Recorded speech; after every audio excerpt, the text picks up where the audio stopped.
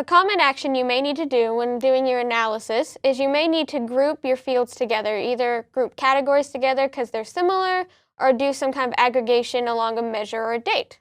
So we have a great feature called grouping that you can do this with.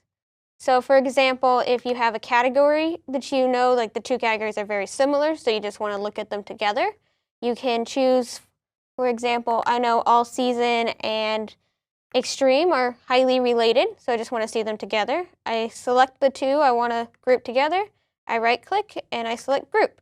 And so what it does automatically is it takes the segment that I was looking at and it groups them together. The two that I selected in one group and everything else in the other. But if, for example, I didn't want to see everything else as an other group, I can go into the field list where this new group was created and select Edit Group. And then from here, I can choose to include all the other things as other groups or not. And so when I remove that, I hit OK.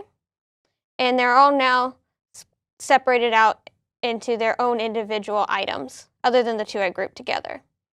And this field is just like any other field in your data set. You can use it in charts and move it around and use it however you want.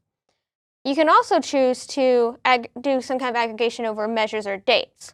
So for example, if I have this date field here in sales, and I want to look at the months for each date grouped together. So I can go into the field, click Group, and I can choose that I want to bin this by the months.